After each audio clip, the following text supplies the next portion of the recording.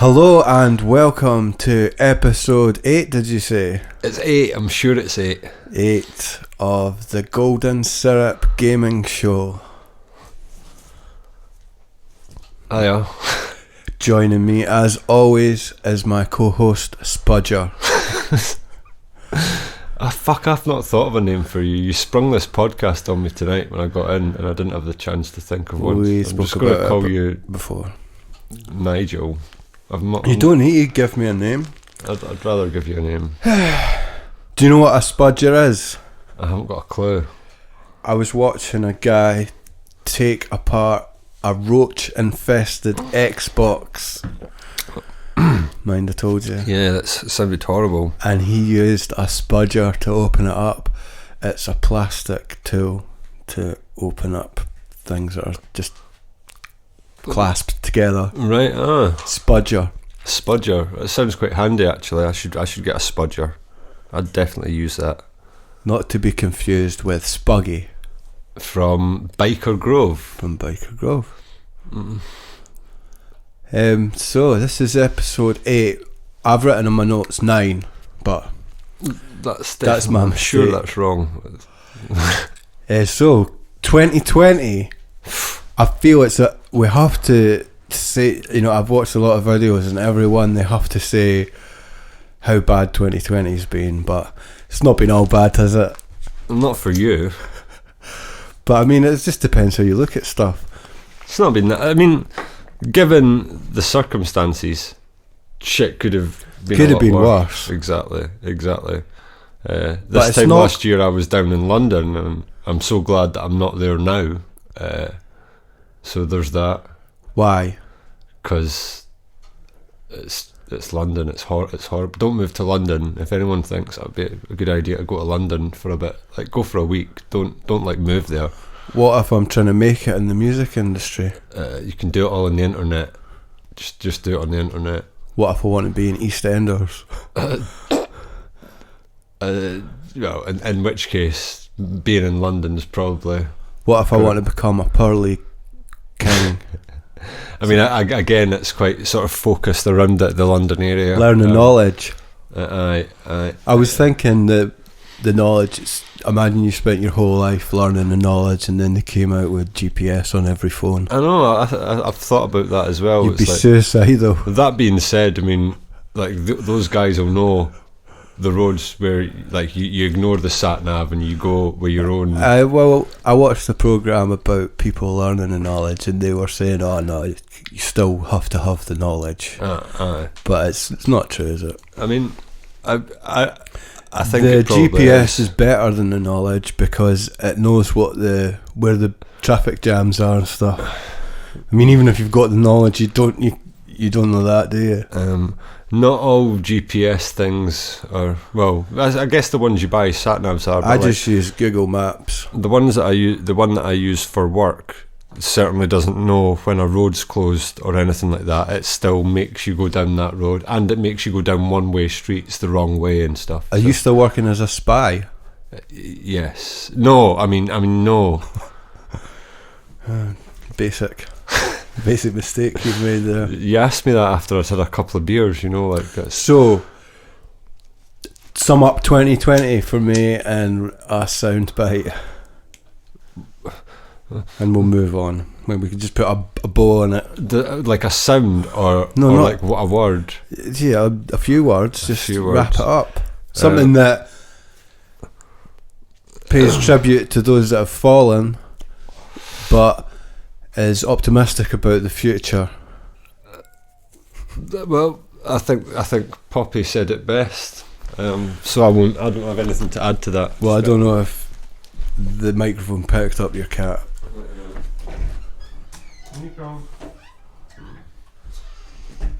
Out you come.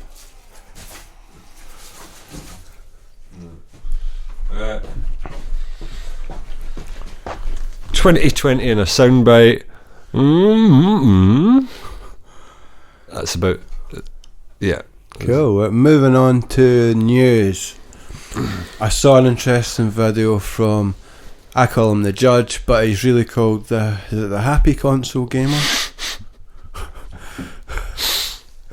This old chestnut again. I can never remember his name. As the happy console gamer Happy as the console judge. gamer. Aye, because of his hair. It's like you just jumble up a load of words to come up with a YouTube gaming name. Anyway, he had the judge. He had a video. Games coming in 2021. Yeah. So like games he was excited for. So I thought, that'll be interesting. We can talk about some of them on the podcast and see what we are interested in coming up next year. But then there was only one game that he mentioned that I was even remotely interested in, and that was Resident Evil Village. Oh, right, yeah. It's meant to be, spring, isn't it? I don't know. I didn't write that down, but it's coming soon, and I'm pretty excited for that. But I think that's the only game coming out in 2021 so far that we know about. Now, with Resident Evil 8, like initially, like they were saying it was going to be next gen only. Like you had to get a PS5 or Xbox, whatever it is, Series X, to play it. Am I right in thinking that they've now backtracked on that and PS4 and Xbox? From what I remember, it's all gen. All gen. PS1, PS2, TurboGrafx. As far back as that's fantastic. TurboGrafx, you have to have the CD add-on. Of course, yeah. But it's set in a village. And there's never been a Resident Evil game set in a village before, is there? No, there was. The 7 is in a village, wasn't it? Well, no, 7 was in a kind of house, but 4 had a prominent village location. I was being facetious when I said they've never done it. I don't know why I said 7. They have done it. I get confused with numbers. And then obviously 5, there was an African village. 6, was there a village in 6? I can't remember. It was just awful. I think it was mostly in a city, China, in a Chinese city. Have you played 6? Yeah, I played Leon and Chrissy's campaign, and then after that I was just so burnt out that I never wanted to play a Resident Evil game ever again. A lot of people say it's an underrated classic that you just don't get it. I could see how somebody could make the argument that it's a really good action game. I'd question that by so it'd be fine if it was action focused, but I was running out of ammo all the time. So it was like they'd kept the scarce ammo of the early games, but made the enemy count ridiculously high, and yeah, just the whole thing was a mess. Where were you playing it on? What? Mess. The PS3, I think. I played the demo a little bit on the Switch recently, and it didn't run great, but it just seemed like you were going through doors a lot. So it was just really slow. So it didn't seem like an action game. Is that Leon's campaign? Oh, maybe. Leon's campaign is the best one. That's the first one I played, and I was like, oh, this is actually good. And then it started to wear out its welcome pretty close to the end. And then when you go into the next campaign, which is Chrissy's, it just takes a nosedive into Call of Duty territory. But like I say, with no ammo, and it's just horrible. It kind of makes me feel sick thinking about it, actually. But Resident Evil Village. Yeah, we're all excited for that. You are excited, even though you're saying that Village isn't a new concept. Let's just say... it's all about fitting the number into the word, though, isn't it? That's why it's called Village. Yeah, that's exactly what it's about. Because when they did 7, yeah, and they worked the number into the title, it was genius, and everyone clapped and said that's genius. But then when they've done Village, it's a bit of a stretch. Yeah, I mean, there's right, we're going to have to set the game in a village now, again. No matter what. Again, yeah, it's not quite as good a fit. It's VIII 8. I mean, it still works, and I'm sure it's going to be good. Because so going back, Resident Evil 6 made me not want to play Resident Evil ever again. And then when Resident Evil 7 came out, I didn't get it straight away. I think I got it a lot later when it was on a sale. I got it day one. Finished it in VR because I'm hardcore. I didn't have VR. I'm sure I tried it at yours not long after you got it, and you literally took one step and I was like, no, took it off. That was it. That was plenty. That was enough for me. Quite right, because it's terrifying. Yeah, getting chased about in VR by that big beardy man. Yeah, like I think I remember saying at the time, not like, beardy man, the artist, not the beatboxing guy. It's not him. It's a big redneck man with a beard. What's his name? I can't remember his name now. Straight out of Texas Chainsaw Massacre. But it did sort of revive the series, didn't it? It was so much. I thought it was amazing. But the new one is set in the past, is it? No. It follows on directly. Not directly, it follows on with the same characters as 7. Same time as 7? After. Aye. Same time period. Because I seen it and I thought it was set in the past. It looked like old school monasteries and all that type of stuff. Yeah. No, it follows on. It's you play the same faceless character that you played in the last one. I also thought that was quite interesting. Like, you don't see the character's face at all in Resident Evil 7. Like, I didn't think about that. Do you know? Not once. There's a point where you play as Mia, the other character, and when you look at his face when he's frozen, like, it's obscured somehow. Like, you never see his face. I wonder if it was originally just going to be a VR spin-off, and then they decided to make it a mainline game. Yeah, because it is kind of.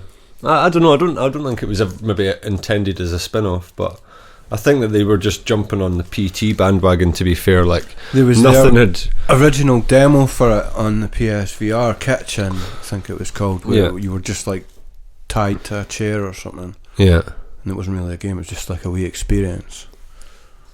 But even that was enough to make you vomit. Yeah. But I think like it might have started life. It might have been a VR game that kind of got retrofitted into Resident Evil somehow. Maybe is that what you're saying? Well, I just mean it maybe was meant to be a side game, a side story, and then it got made like a mainline game, like a numbered Resident Evil. Because it's quite a departure. Oh shit! From the previous games. While we're on the subject of Resident Evil,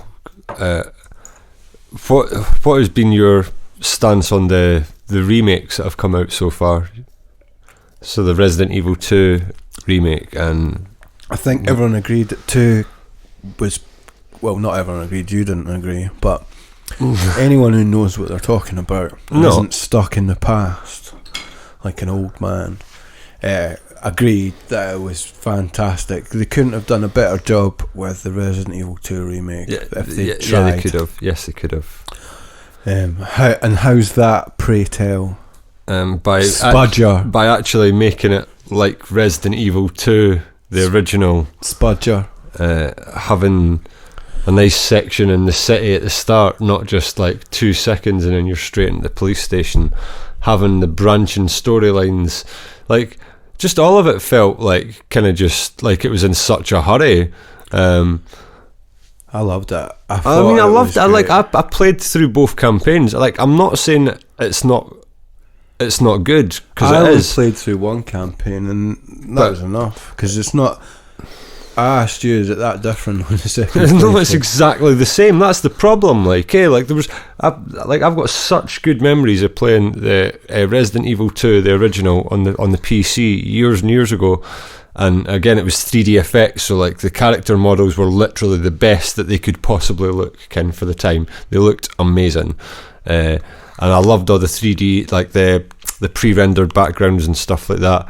And it just, like, you literally had to play through it 4 times to get the full, like, all the different scenarios and that. And they were, like, tangibly different. Like, and it was just, like, just like such a much more memorable experience, I think, than that one, which seemed more than the remake, which seemed more like a kind of like homage to it, almost like, you know, those Wii versions of like what was it called, Dark Side Chronicles? Oh, come on, Umbrella now. Chronicles. That's what it was like. It was just like a kind of like, come on, but with a kind of 2019 coat of paint. You know what I mean?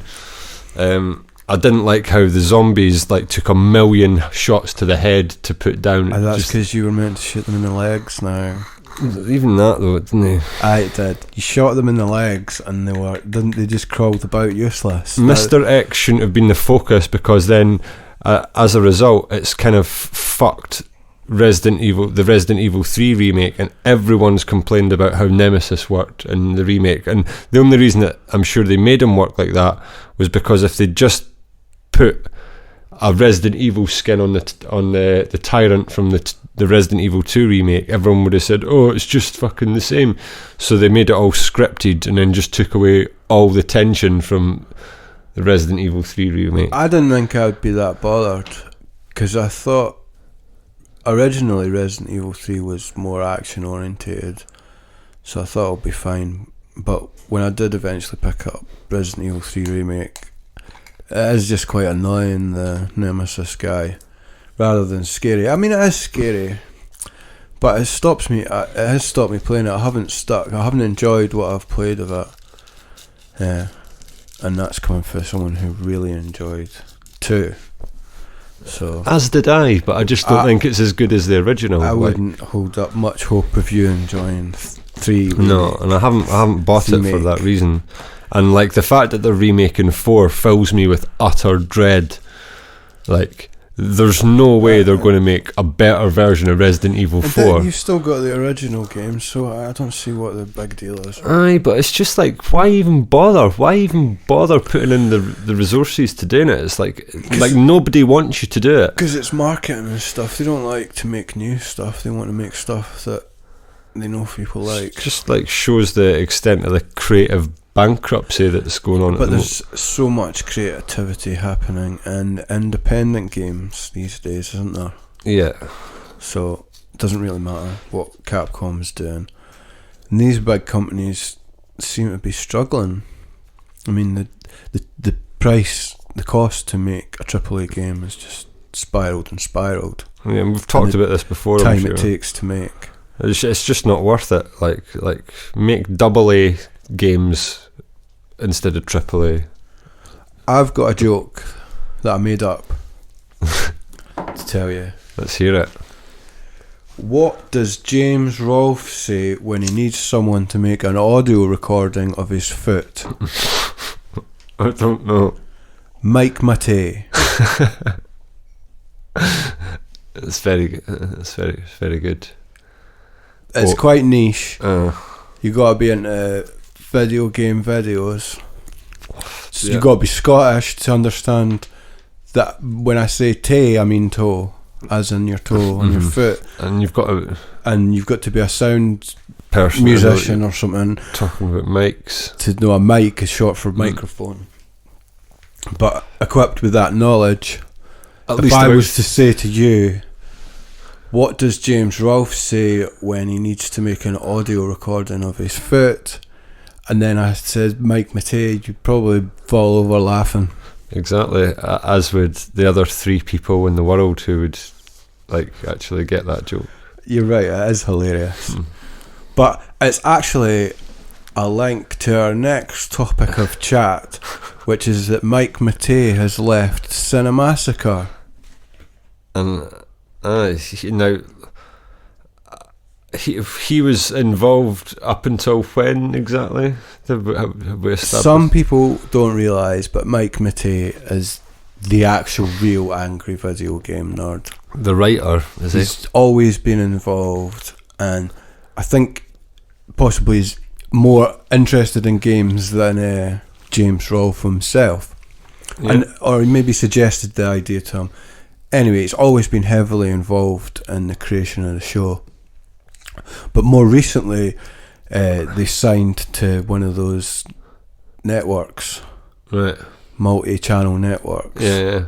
And those people started writing it and producing it and all that sort of stuff. And you could definitely see a kind of change in the production values of the program. I mean, if anything, it was better, but it kind of seemed a bit strange. There was something different about James Rolfe, and I couldn't quite put my finger on it. Right.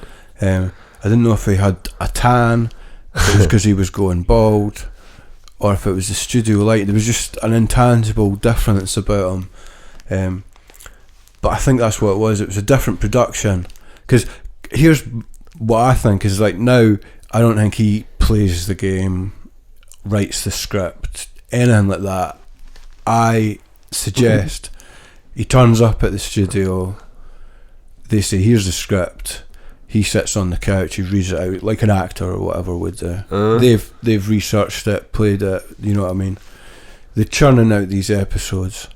It's embarrassing to see a man that's his age saying things like diarrhea dump, I mean, etc. I mean, I wish he would just. I understand it's his character and that's what people want to see, but I think he could have just grown up with his audience. I don't know. I think, like, you're maybe being a bit cynical. Like, he does a lot of stuff which seems quite candid, like where he's not in character. I love when he's candid. So, like, are you when you're saying it's all scripted, you mean specifically the angry video game nerd bits? Yeah. I know. I could totally believe that. Yeah. I mean, it's always been scripted, but I just mean now it's. I think it's Justin Silverman or these guys, and because it's done by different people, it has a different. I mean, I think they do a great job of keeping it similar to what it used to be. But I've always my least favourite thing about the angry video game nerd has always been his anger. And I remember back. I mean, we're going to talk about Angry Joe later on. Yeah. But back in 10 years ago, 15 years ago, everyone copied the angry video game nerd. That's what they copied, was the anger part of it. Yeah. Which has always been the least appealing part of it for me. No, I mean, I agree. maybe if you're 10 years old or 40 years old but have the mind of a 10-year-old due to medical difficulties, whatever, then you do find that funny. But we watched some of his movie reviews, like his Monster Madness stuff.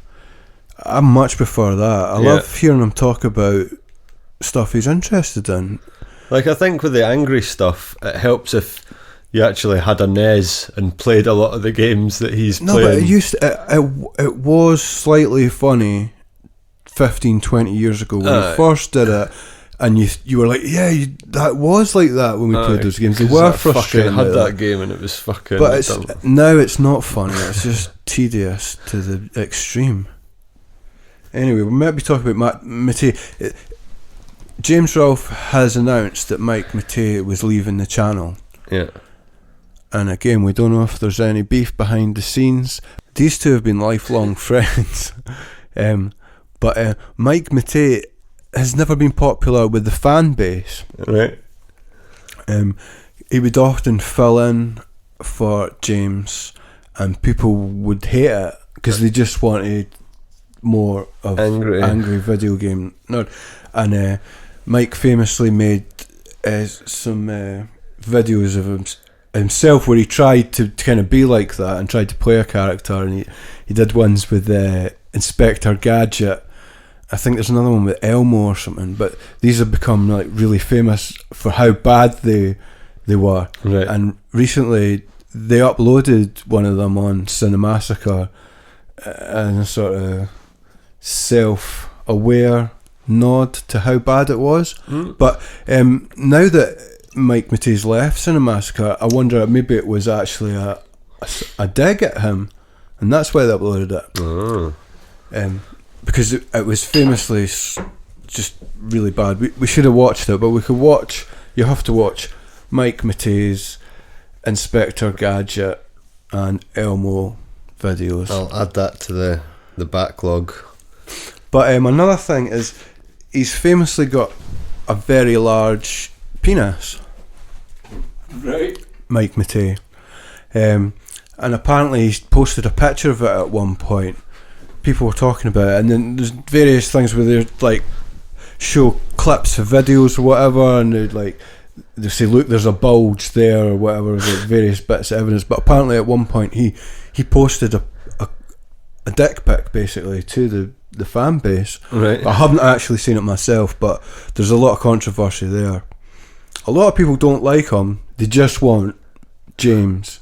So I would think that people will be happy that he's moved on. Do you think to just do his own channel now? Do you think it's like people are intimidated by his large penis, or like jealous? It's like penis envy from like the gamer community.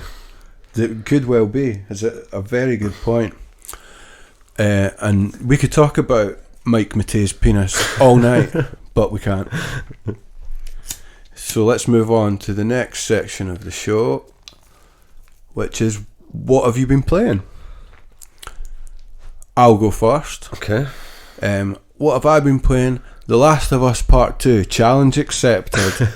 Because you challenged me to get The Last of Us Part 2, didn't you? I did, yeah.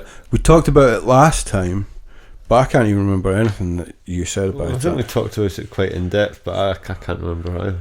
It seems to be quite a common theme. You said to me to buy it, so I bought it.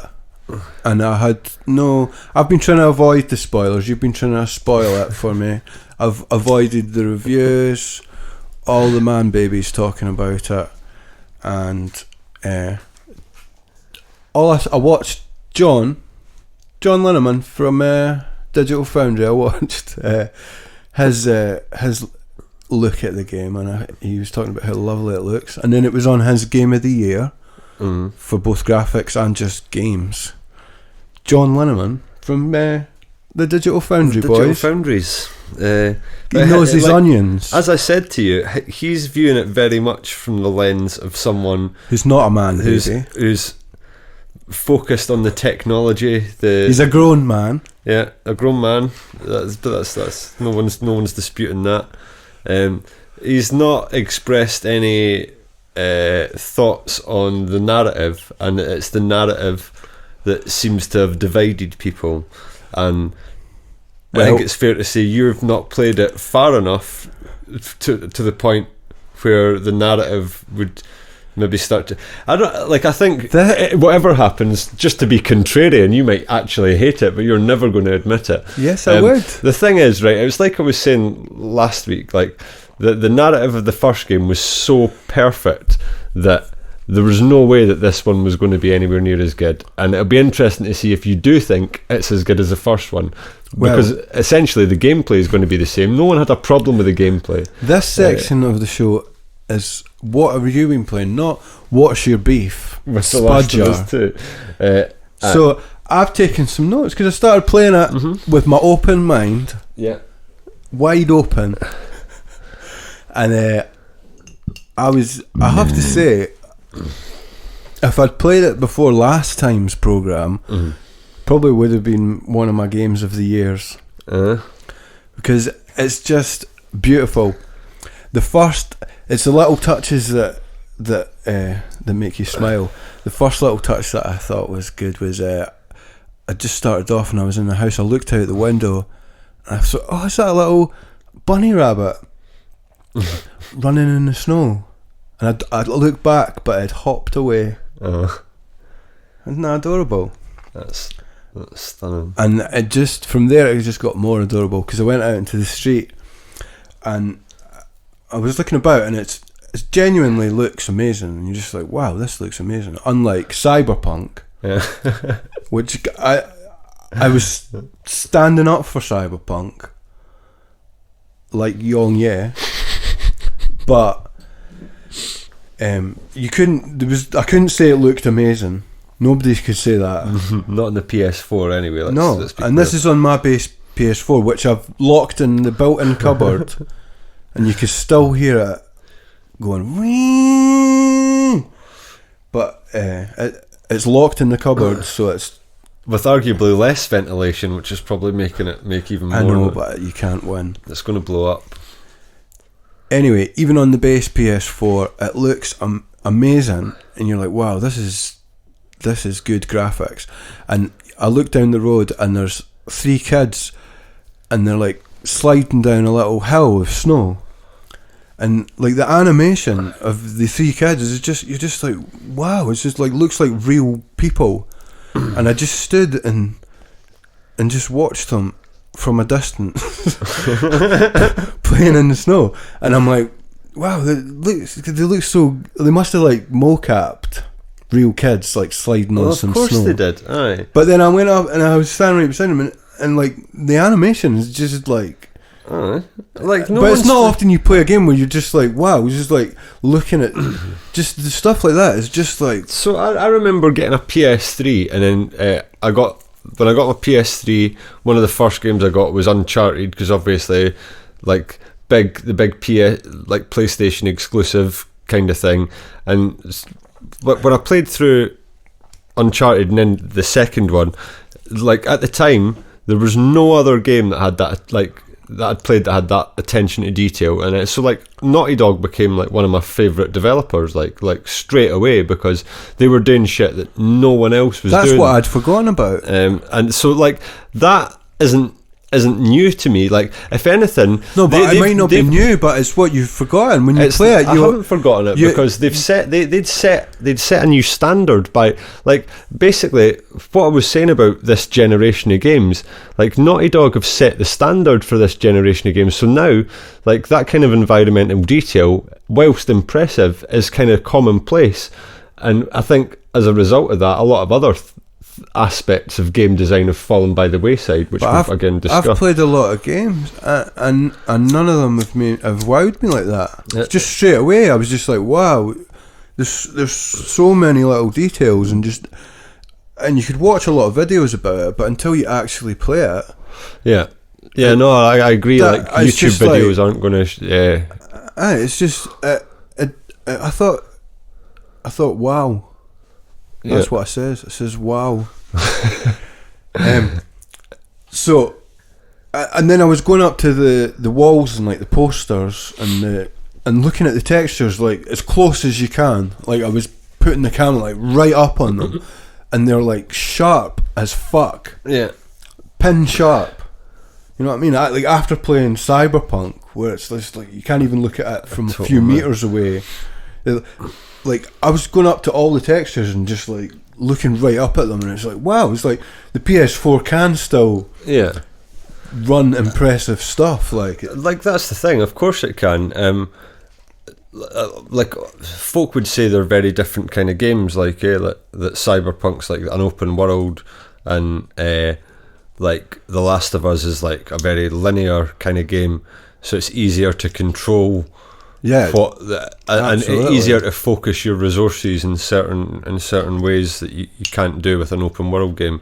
Yeah, I mean, in a way, it's like Crash Bandicoot on the PS1, which is total linear, and that's how they made it look as good as it did, because it was such a guided thing. Like, it wasn't open. So that's what Naughty Dog do best, is because their games are generally, I mean, from what I understand about The Last of Us 2, it gets quite open at certain points. So that's what I thought. It was just the perfect amount of linearity and openness, and the way that they guide you to where you're going without using like a big arrow or like a thing on the ground or what. You know what I mean? Just like the environmental stuff where you just see, like, you see a couple of bins next to a window, and you just know that you go and climb on those bins into the window, and it's just like, it's really subtle, but it's see all the stuff feels natural. All the stuff that you're talking about, though, like like the design, how it looks, and all that kind of stuff. No one who's been critical of the game has disputed that. This is what I want to make kind of clear. Do you know what I mean? Like, it's like the kind of attention to detail and the work that Naughty Dog put into their games is like, it's literally undisputed. They are like the best, among the best in the industry.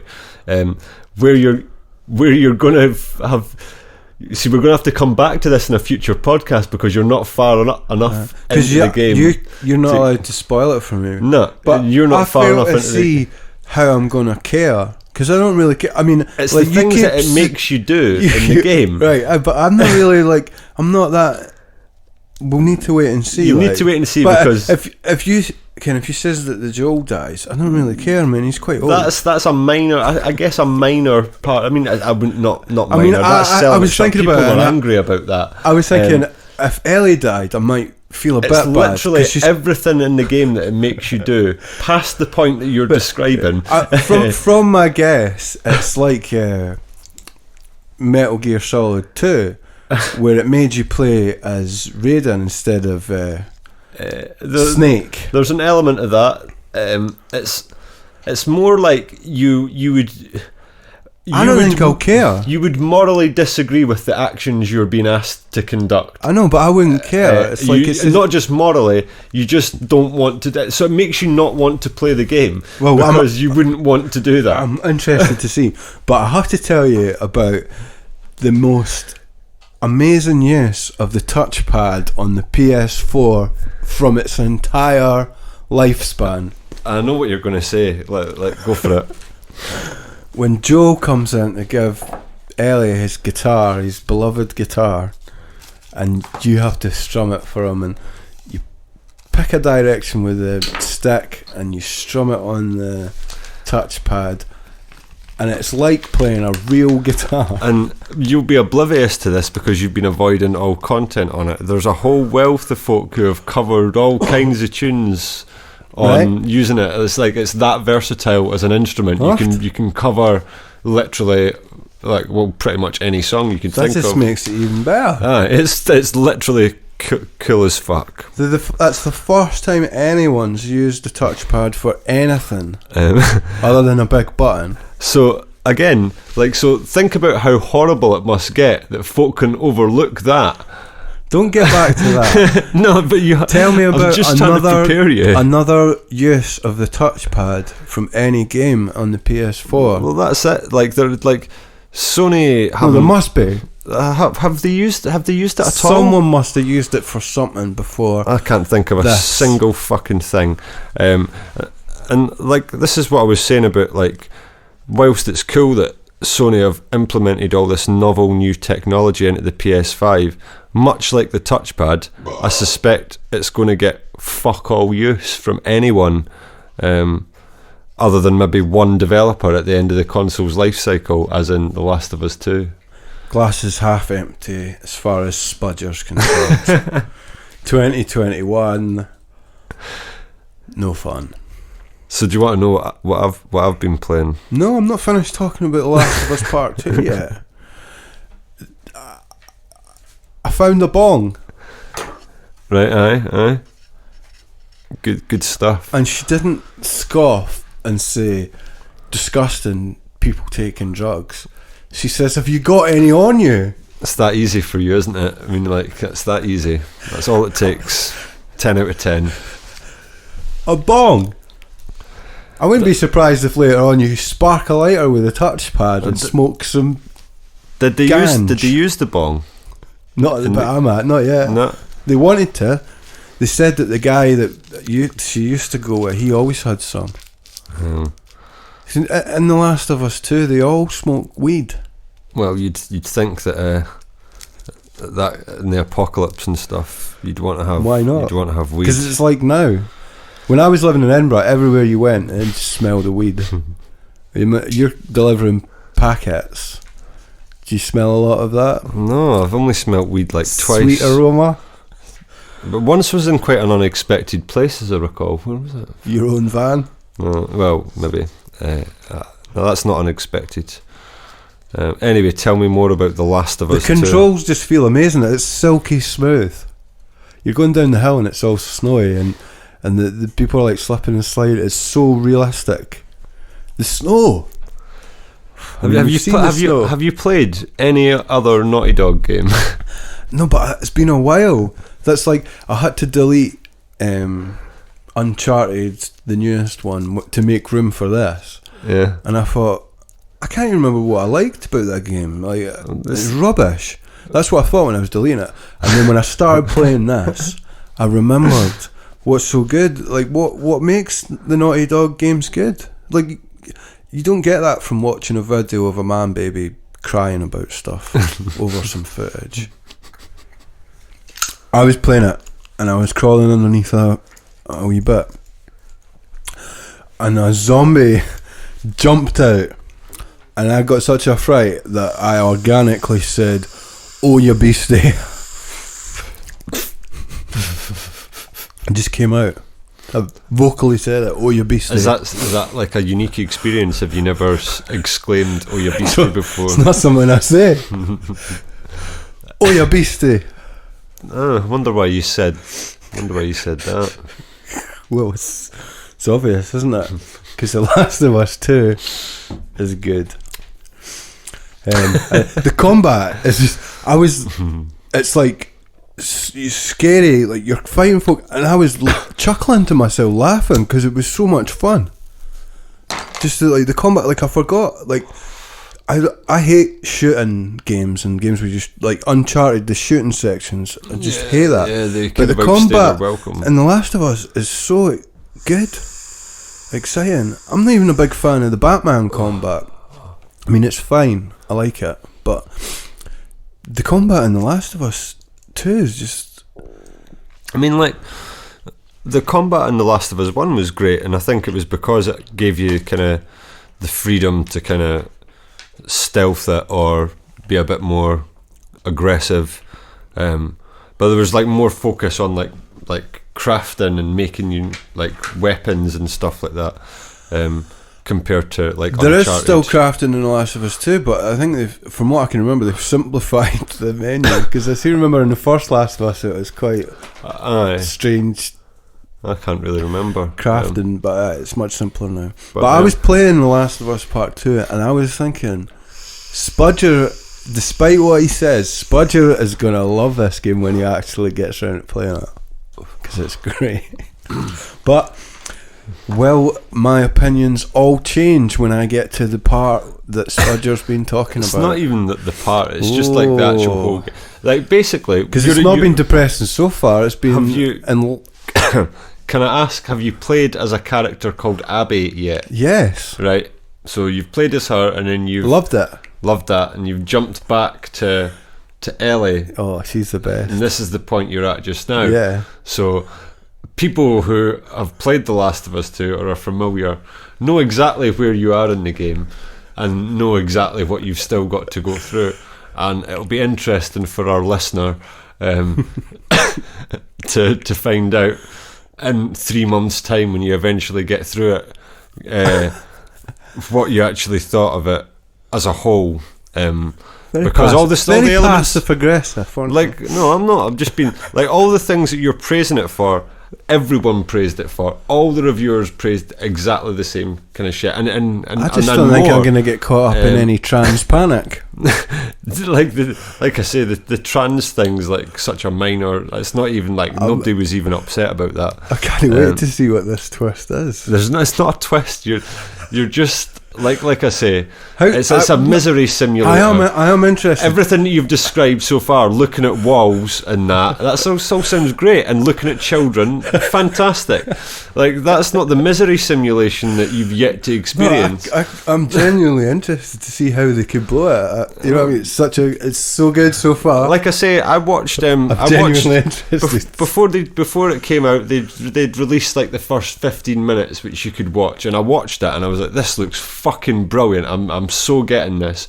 And then found out you have to play as a trans person. No, then all the reviews started to come out and that, and I like I say, I watched them all, and because I remember initially I'd said that I had no intention of playing it, but all it took for me was to watch the intro with Joel and stuff, and I was like sucked straight back in. It was like, yeah, no, yes, I'm totally into this. But the subsequent stuff that I seen kind of like it didn't take long for that interest to you wane. Find a bong, Spudger. You've got a bong in the game. In real life, it's much more useful. Right. We could talk about. Are we still? Are we still talking about The Last of Us 2? We have been talking about it for quite a while. Well, that's not the only thing I've been playing. No, I'm just joking. What have you been playing, Spudger? I've been playing The Wonderful 101 on the Nintendo Switch. Well, that's fine, but it's not good to go on about stuff, is it? You don't want to be a bore. Which I have really been enjoying. There was a bit of teething troubles with it. For those that don't know, it was a Wii U game that's recently been ported to Switch and PS4, but the Wii U has got 2 screens. The controller has a screen on it with separate information from what's on the main screen, and that is a critical dynamic to how the game looks and functions and stuff, and how you like. It was one of the only games to take advantage of that on the Wii U. Yeah, and it just strikes me as like, I mean, I'm glad that they've ported it, but it's an odd choice of a port, given how like. Folk were crying out for it. They even crowdfunded it. But no, it's really good. Like it's wonderful. Like the first level, playing it, just the music, and like I had the sound coming through the speakers and stuff. Like the music and the spectacle and that, and it just gets you fucking pumped. But then it didn't take long for me to just get like really confused, and like because there's so much going on Does screen. It turn into a misery simulator? No, it does quite the opposite. Like there's not a shred of misery in this game.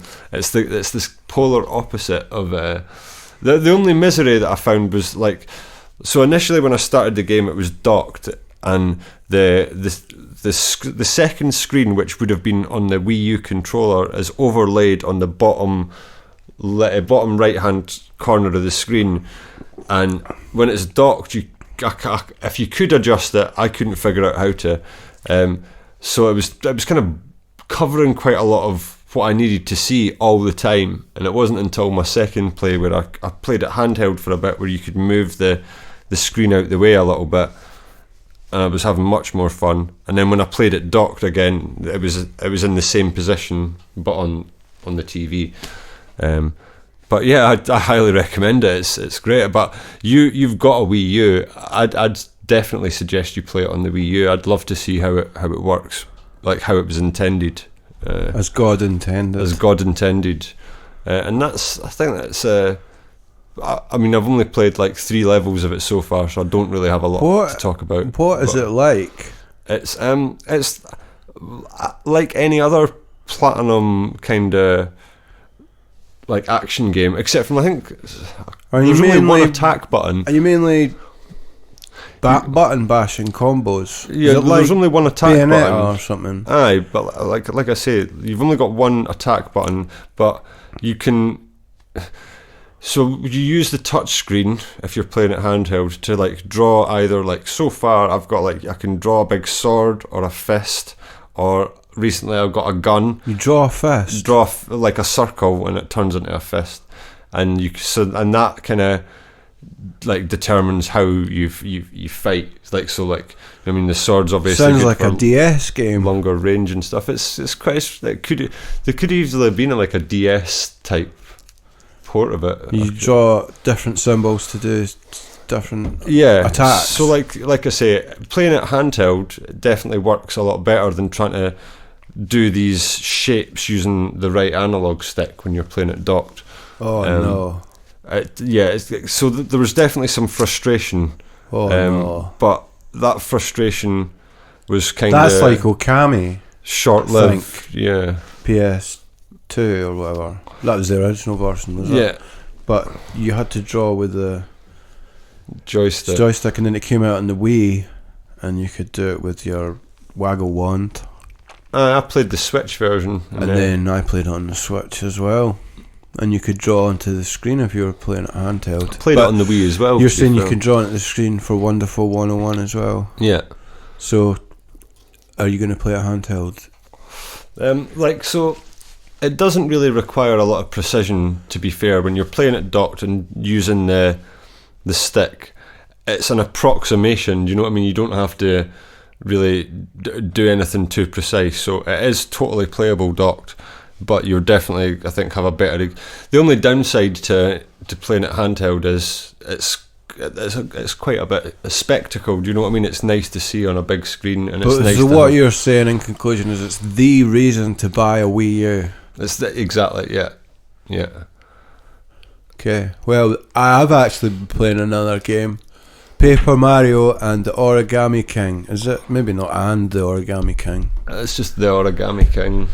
I've been playing that. Pedantic. Another controversial game, much like The Last of Us Part 2. A lot of man babies upset because it's not Paper Mario the 1,000-Year Door. Is that what it's called? Yeah. Which admittedly is probably the best one, or maybe the N64 one's the best one. You've only played the Wii Paper Mario. That's right. So it's a strange place to dip into the series. Not my favourite, but you quite enjoyed it. To a point, yeah. I thought the concept was the novel. idea was great. I think that the whole game kind of just outstayed its welcome. From what I remember, I was enjoying it to a point, and then, as with all RPGs, they all outstay their welcome. They're all too fucking long, packed with pointless busy work. And I know that it's not like a proper RPG, but yeah, it's just like, it's just stop wasting my time. Well, anyway, the controversy with this game is that it's not the typical RPG battle system, and you don't level up and stuff. I don't know, maybe you do. I've not played that much yet. But that's as far as I understand from what I've seen on YouTube videos. But you play the battles in this big spinning wheel type thing. No, all enemies are on the big spinning wheels, and you've got to spin them around. That's right. So they're all in the same place, and then you hit them. But so far, it's been great. Usually with the Paper Mario games, I feel like it's just a set camera view, but in this one, Luigi and Mario are driving about in this wee car, and it was like first person view, which seemed a bit different from what you usually get in Paper Mario, but everything about it is totally adorable. And I've been loving it. I don't know why I didn't get it sooner. Well, I do. It's because it was £50. Yeah. And to be fair, like, it kind of it came out quite quickly. You know what I mean? It just was like came out of nowhere. But it was out. In the past, I would have been day one for any Paper Mario game or Mario and Luigi game. But they put out so many subpar Mario and Luigi games, and Paper Mario is really taking a bit of a weird turn, which I like. What is it that they say? I'm here for it. I'm here for it. But because the Paper Mario games are made by Skip or Lovedelic, the folk that made that Moon RPG game that recently came out on Switch. Right. And everyone appreciates that for being different and unique, but they don't appreciate the Paper Mario games being different and unique because they want them to be the 1,000-Year Door. But they should appreciate them for what they are, which is different and unique. Well, and very, very different and unique. There's nothing like them. It's got like a very appealing art style, which like made me contemplate getting it. But then I remembered it was an RPG, and I hate them. Yeah, but if there's any RPG that you would like, it's a good Paper Mario. Well, I played may I suggest the 1,000-Year Door? I remember playing, on your recommendation, one of the Mario and Luigi games on the. Well, I think you'd had it on the Game Boy Advance, but I played it on my DS. Is that right? Could well have been. Number of years ago, I'm sure it was. Could well have been. I played quite a bit of it, and I did enjoy. Like, this is it. I enjoy them to a point. I'm never ever like I say, they always outstay their welcome. They're too repetitive, and the story isn't engaging enough to make me want to play it, like slog through it. Do you know what I mean? I'd usually agree, but that Mario and Luigi Superstar Saga, that is the game. The original on the Game Boy Advance is just a perfect game. It looks perfect. It plays perfect. They remade it for the 3DS, and it's got a different art style. It's not as good. It's a waste of time. And then Alpha Dream, the company that made it, went bankrupt. And did you laugh? No, because they were my favourite game company. Right, I thought you were meaning the folk that done the remake. No, they did do it, but I didn't hold it against them. They were genuinely my favourite company, and so were Cing, Cing, that made Hotel Dusk and Another Memory, Another Code, was it? Another Code. They went bankrupt as well. Why do all my favourite game companies go bankrupt? Because you keep pirating their games instead of fucking buying them, you cheap cunt. That makes total sense. If anyone from Alpha Dream or Cing's listening, I am sorry. No, but that's not true. I actually have an original copy of Last Window for the DS. See, I bought Another Code. I can't remember if I bought Hotel Dusk, but I've definitely bought a couple of their games, I'm sure. I'm friends with the guy, I think it's the artist. I'm friends with him on Facebook, and I sent him a message telling him that I loved him. Did you send him a message telling him that you pirated his game so he didn't get any money from you? Anyway, moving on to our next section, recommended small channel of the week. Hey. And this week's recommended small channel of the week is an absolute banger. It's a guy who calls himself Gondarth. Gondarth. Gondarth. Gondarth. Gondarth. That's as high as Gondarth. And you're familiar with Gondarth? I am. If you weren't, then it'd be a bit of a one-sided discussion. Exactly.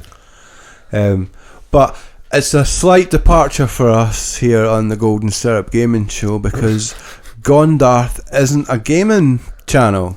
No, not traditionally. No.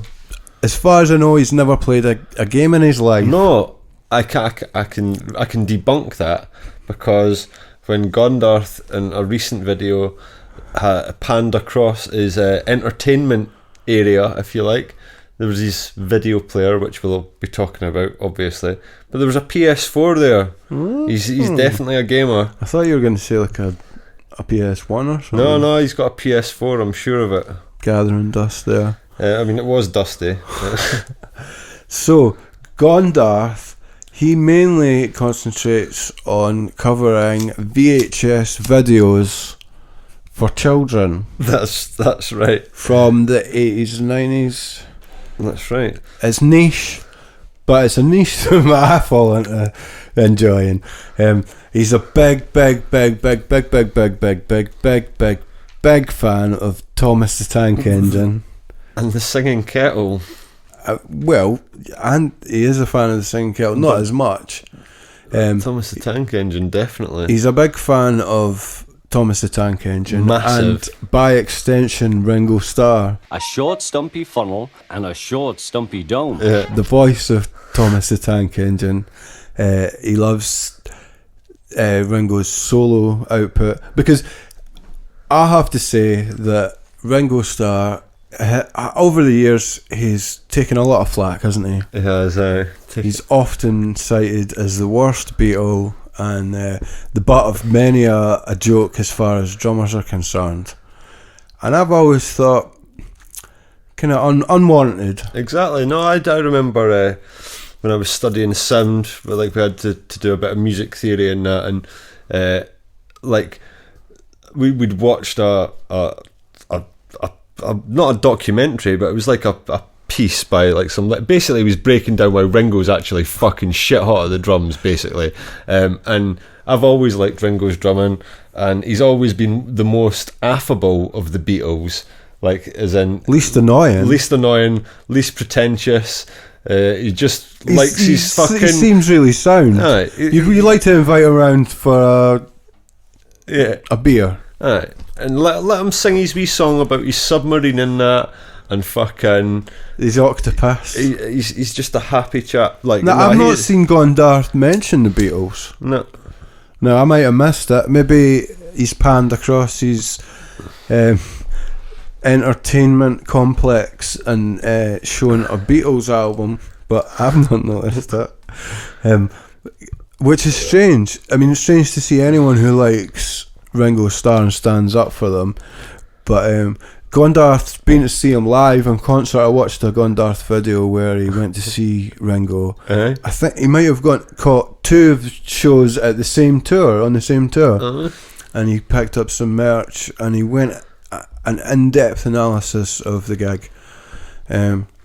But the thing is, he doesn't just like Ringo Starr Gondarth, he also likes George Carlin, who was the voice of Thomas the Tank Engine in America. I didn't know that. That's a really good choice, I have to say. He was talking about George Carlin in his video today, and he loves George Carlin as well. He's great. I mean, like, I haven't watched like a lot of his stuff, but just like the kind of snippets that I've seen, he's really good, an insightful chap, and it'd be interesting to see like his narration for Thomas the Tank Engine. Hello, Puss. I would give it a different spin. I would like. I don't know if it was in Canada or in America. He said it happened. But what I like about Gondarth is he's a homegrown talent, isn't he? Yes, he's like, we've been speculating as to where he might. I don't know where he lives, but it must be quite close to where we are here in Bonnie, Scotland. Yeah, we'll not speculate. We're all Scotch. Aye, exactly. We're all Scotch here. Aye. I love Gondarth. Is it fair to say that your girlfriend is the female Gondarth? That's what I call her, because she's the only person who likes Thomas as much as Gondarth. I think they get on like a house on fire. How does she feel about her? She loves to watch. We watched. Her name. Gondarth did a really, really long video on Thomas, and it took us a few nights to watch it, but we binged our way through it, and I've never seen a smile on the female Gondarth's face. Femdarth. As I have those nights. And he also rewatched the whole of The Simpsons Gondarth recently. That's right. Quite a task to undertake. Yeah, he's quite regimented in his video watching routines, isn't he? Like, he'll give himself deadlines to get through, like the whole of The Simpsons, and like he does actually play the drums himself. I was going to actually ask, is he in a band, and if so, like, do we know what his band's called? He looks bandy. It definitely looks like he's in a band. I've seen him. He has electronic drum kit in his room, but I don't know if he's in an actual band. If you hear this, Gondarth, let us know if you're in a band and what they are. Yeah. And we'll send us a SoundCloud link. We'll check that out. Yeah. If it's anything like the Singing Kettle, then did we mention the Singing Kettle? He does cover the Singing Kettle. Yeah, I mentioned the Singing Kettle. You mentioned that. Mainly Thomas, Singing Kettle. That's it. That's Thomas and the Singing Kettle. No, Disney stuff. He likes to Cartoon specifically Network. talk about the bits on videotapes that were before and after the film, so not just the trailers, but there was like, do you know what I mean, little trailery bits, but there was like, he likes to talk about what's after, like the bits after the film, like on videotapes, like sometimes there'd be something on it. And he likes to like porn. Someone's recorded porn at the end of it, like hidden it there. I'd be very surprised on a legitimate Disney video, but maybe one down the market. No, it's to hide it. They'd be like, oh, like it looks like it's the Lion King, but at the end it's Debbie Does Dallas. I don't know. It's funny you should say that. Have you not, like, so there's like a whole thing about like porn being in Disney films, right? And there was No, one. I have like, seen that. Yeah. Have you seen the one like with the rescuers? There's like it's in a window. it's like somebody with their tits out in a window. I saw that. Yeah, it's disgusting. It's I was like, disturbing. and there's the giant gold cock in the Little Mermaid, and the guy getting the boner in the Little Mermaid as well. And then the Lion King, the stars say sex, That's right. That's right. which That's a bit disgusting. spurious. It's That's a disgusting. bit kind of like. I mean, it does kind of look like it says it, but there's definitely a boner. There's boners in the Little Mermaid. And this isn't Disney. There was a Nintendo, bringing it back to video games. Obviously, there's a Nintendo with Mario Galaxy where the stars on the letters spelled out the words "You are Mr. Gay," That's right. which was Controversial. disgusting. Yeah. Anyway, we could talk about Gondarth all night, but we can't. So let's move on to our next section, which it used to be our section called Deep Dive, where we would take a deep dive into our creator. Have we given up on that? But I'm going to give up on that because Deep Dive, by its very nature, suggests that we're going to have done some research. Yeah, that's a lot of research into the topic, which is it's not going to happen. I'm working 5 days a week in the fucking pocket, so I can't be fucking researching fucking random YouTubers. Exactly, and I'm asleep. So, so I noticed a kind of pattern was that the deep dive people were bigger YouTubers who we would often be quite negative about, whereas the recommended small channel we were often very positive about. So I thought I'd change it to a new regular section of the show called "Too Big for Their Boots?" question mark.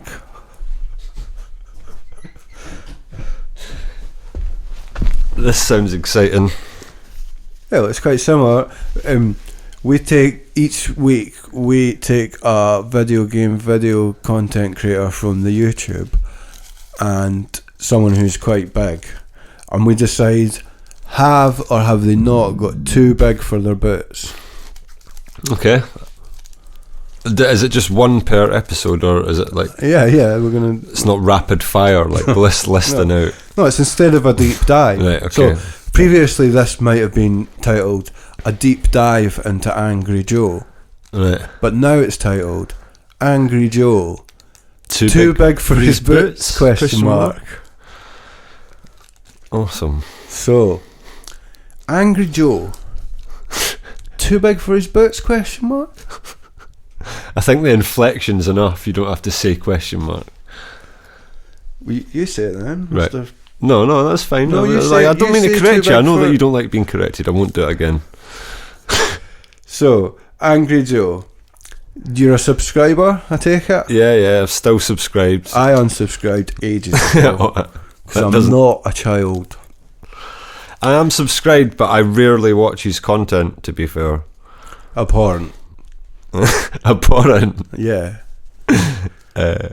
No, like it's only like now and again. Like if I think it'll be funny, like you know what his format is. Sometimes seeing a grown man getting needlessly upset about something is talk about funny. his format. His format is skits. Skit based. There's skits involved. I wouldn't say that's his. Yeah, there's definitely skits involved. Let's go back to the very start. Like we were saying earlier, he's basically an angry video game nerd clone, where he's picked the worst aspect of the angry video game nerd, being that of the anger. Yeah, and he's doubled down on that. And he's Angry Joe. Like so, when I first became aware of Angry Joe because somebody was talking about him, and I assumed that he was getting it wrong and he was talking about the angry video game nerd. I was like, right, aye. So I was just nodding along, pretending I knew who he was talking about, and then it was only like later, maybe months later, that I stumbled across Angry Joe, and I actually I didn't instantly subscribe or anything like that. Like I actually found his material a bit of a slog, but I think it was in his review of Destiny which I thought was spot on. Kind of like I'd just bought Destiny, and I was quite embittered by the experience. That's what he banks on, isn't it? So like I think he had quite just, not, I wouldn't say eloquently, but like he kind of hit the nail on the head with his review of Destiny. Gamer rage. Yeah, so it was at that point. Entitled man babies whinging about other games. Like you can't call all criticism of a game and like the musings of entitled man babies. And with Destiny, it was definitely deserved. Well, I never even looked at a preview of Destiny. I was super fucking hyped for that. I was super hyped for it. That's more for you and everyone who thought it was going to be good. I mean, what were you thinking? In all fairness, there was a lot of good. It eventually became quite a good game, but like you had to pay for that. Like it was, yeah. We're not getting to Destiny, but that's a total. Even thinking about it's boring. It's fucking actually really good to a point. Anyway, we're not talking about Destiny. We're talking about Angry Joe. Exactly. He loves a skit. He does love a skit, and they're never funny. Here's how his skits go. He dresses up as the characters from the game. That's the joke. And there's more to it. His sycophant mate, Other Joe, dresses up as a female character, and it's hilarious. The only person more abhorrent than Angry Joe is Other Joe. He's just a fuck. And it's what you're describing, not offensive. like I wouldn't say offensive, but just like, yeah, almost insufferable to like. I don't know why I'm still subscribed, to be fair. I'm just so bereft of gaming content, and now. I'll never unsubscribe from anyone because you should unsubscribe now. I've never got Joe. I've never got enough stuff in my subscriptions. No, I'm not doing it. I'm not doing it. I recently watched his Wonder Woman review, and that made me laugh. That made me laugh how upset he was by that. I watched it and I couldn't. Wonder Woman 1984. Anyway, what were we saying? You not only watched Wonder Woman, but you also watched the Angry Joe review of Wonder Woman. Oh, so like on Christmas Day you watched the Christmas movie, like that was the Christmas movie. So I'd rather watch the Queen's Speech. I watched the Christmas movie, and it was so stupid, but I didn't hate it. It was kind of like just meh. But I was funny seeing like all the man babies that you like to mention, like totally making out it's like literally the worst film ever. And it's like, mate, I've seen Justice League and Batman versus Superman, and they were a million times worse. Justice League, not the other one. No, Justice League. Just this league. Anyway, Angry Joe, am I right? Yes. Why does he still wear the same jacket? It is definitely the same jacket as he was wearing 10 years ago, but it seems to be a lot slimmer fit now. He still wears the same jacket, and he still wears his Superman t-shirt underneath. I think he's genuinely worried that if he doesn't wear the clothes that people won't recognise him. Do you think he just wears them for the videos, or do you think if he's going to Asda's or Walmart if you're in America? I think he's full time with it. See, unlike the Angry Video Game Nerd, where it's like you can tell that it's a character right, and that he's like quite actually a placid, relaxed kind of guy, you know, when he. Like Angry Joe, I reckon that, like, he's full time with it. Like he will never take that jacket off unless it's for a skit, and he doesn't want to wash it either. No, it doesn't look like you could wash it. The material that it's made of. I'd imagine it's dry clean only. I wonder what it smells like. Not that I'm saying it smells bad. Patchouli. I'd imagine it smells like fucking excreted Mountain Dew and Cheetos and... Well, he's actually against Mountain Dew. Is he? Well, that was part of the crux of the video that I asked you to watch for homework, which was a Angry Joe classic from 10 years ago. Oh, that was fantastic. And I hadn't seen it for 10 years. I just remembered about it, and it was every bit as good as I'd remembered. Monster energy drink. That's his. I bet he's like a monster. A bit of background on this video is that Angry Joe and his army of man babies were irate at Jeff Keighley of Game Awards fame for, now let's get this right, they were livid. I mean, this is before Young Ye got his knickers in a twist about stuff. Yeah. Angry Joe and his viewers were livid, and Angry Joe had travelled. Had he flown, or he seemed to have travelled quite a distance to go and confront Jeff Keighley, much like a true crime reporter would confront a suspected murderer on their doorstep. Like the Cook Report. The Cook Report would confront a paedophile. Child paedophile. A child paedophile? It's not possible. A child paedophile, that's fine. Yeah. Well, that's a bit. Just wait until you're a bit older, you know. Anyway, let's move on. Angry Joe. So he went to confront Jeff Keighley. What had he done? Well, that's the question. What had got Angry Joe? Because he's always pretending to be angry, but this time he seemed like he was genuinely pissed off. So it seemed, right, when you sent me the link for the video, it was going to be like I had expectations that there was going to be like an actual legitimate like a legitimate, because there's like, I've seen the Game Awards like sometimes, and there's lots to criticise, and there've been lots of great things he could have and should have said to Jeff Keighley, but like, well, why don't you tell us what was said? What the line of questioning involved? It is hard to remember because it was so petty.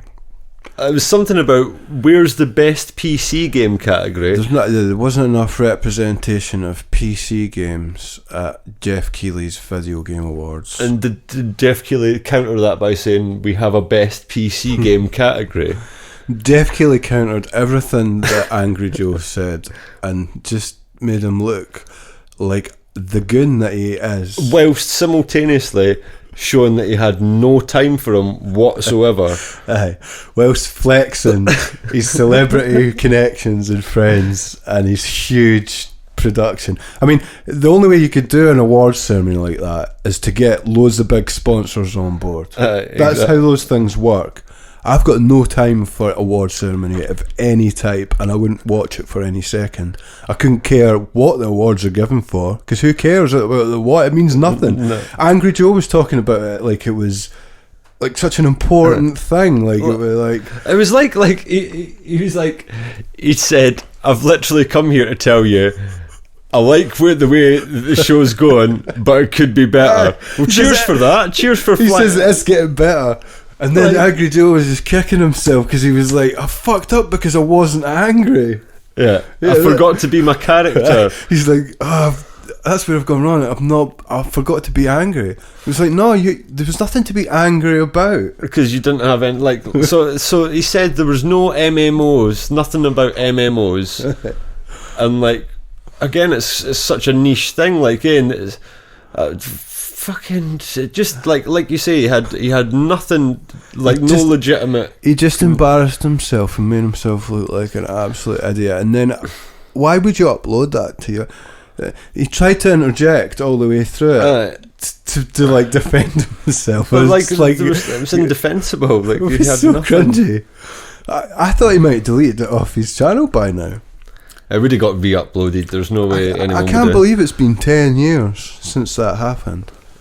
and since then, I'm sure Angry Joe has appeared on the Game Awards programs as an invited guest. Has he? Like, yeah, I think they've Bound to have. or maybe E3 things that Jeff. I'm sure they've kissed and made up. Because Jeff Keighley, I would assume, was just the bigger man. I mean, like, I've no love for Jeff Me Keighley. either. I hate him. I would have loved to see somebody like come up with some genuine criticism. Because, like I say, there's lots, there's loads. But it just made me hate Angry Joe even more, and like Jeff Keighley a tiny bit. There was one word that kind of popped into my head as I was watching it, and it was just pathetic. Like Angry Joe just came across as utterly pathetic. He was just whinging. Like, yeah. And the thing is, he has like 1 million supporters backing him up. So how's he going to realise it's that echo chamber effect? How's he going to realise that he's talking pish? He surrounds himself with fucking sycophants, and he hasn't changed his jacket or his format in 10 years or more. Which brings me to the question: is Angry Joe too big for his boots? Yes. I would have to say yes as well. Sorry, Joe. You're a dick. I mean, you're... No, I was going to say, sorry, Joe, but it's not too late to change. Your boots. Your jacket. And your...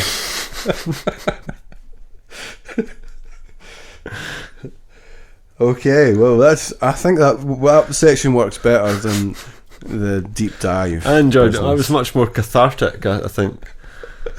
This brings us on to our final section of the show, which is usually a controversy of the week with Young Ye, but he's still going on about Cyberpunk. As I've not watched Young for... Well, either have I don't want to watch. Who cares at this point?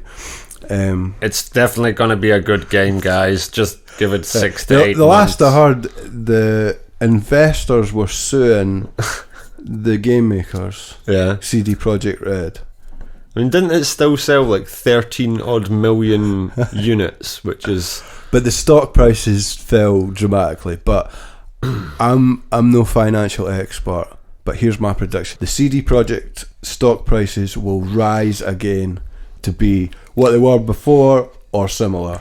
So what I'm saying is buy. And I was actually seriously thinking about that. How do you buy stocks in CD Projekt Red? Because they're at an all-time low right now, and there's no question that they're going to fucking... Well, I would think they're going to fix the game and be mighty again. It's certainly going to be an interesting journey, but I don't know. Like I say, I think from what I gather, the issues with the game kind of extend beyond the technical. No, I could be wrong about it. You're wrong. PC gamers seem to be having a good time. Young Yes says fundamentally it's a good game, but it's not the Witcher 3 levels of best game of the generation. Till they drop some badass DLC for nothing and do the multiplayer and all that. Anyway, I forgot to say when we're talking about Angry Joe, at one point he said he described him meeting Jeff Keighley as two titans meeting, which I thought was hilarious. More like two tits meeting. Well, but one arguably bigger than the other. Yep. Anyway, so instead of controversy of the week, we're going to have favourite podcast moment of 2020. Okay. So just take a moment to think back to the previous 8 weeks shows and just think, what was your highlight of the podcast? I don't. It's too difficult to choose a specific moment. I mean, I could suggest a highlight reel, but then you're doing the editing this week, so that's... There will be no highlight reel. Why don't you lead? I haven't thought of one either. I just thought, I can't be arsed talking about Cyberpunk again. I'm trying to think. What happened this year? What happened? What did we talk I mean, about? we've braved the COVID. We talked about that at the start. Did we? I've got a highlight. I know what my highlight is, right? So my highlight is Beastbusters. I loved the little montage that you done of him saying Beastbusters, and I remember when you were editing it, and it was playing. I was like, you could totally stick music behind that, like literally Beastbusters, like fucking. There's a techno classic waiting to happen, fucking out of Beastbusters. So what episode was that? I think it was episode 2. 2 or 3. Episode Because 2. we started off, we were doing things like that, edited. And I loved the Treats. Metal Jesus edit as well. That made me laugh every time. Now we've been going more for live, spontaneous content. It's just because we're lazy. But No, we've been adding in a bit of reverb and that on things. echo and stuff. Bit of delay. But those two things were the highlights of the podcast this year, Spudger. You're right. And so let's hear them to play us out. And let's just say Happy New Year to all of our listeners. Happy New Year. Beastbusters, wild eggs. Is the master. Beastbusters series. The first game in the series is simply called Beastbusters. Next in the series is Beastbusters. So Beastbusters. See you soon.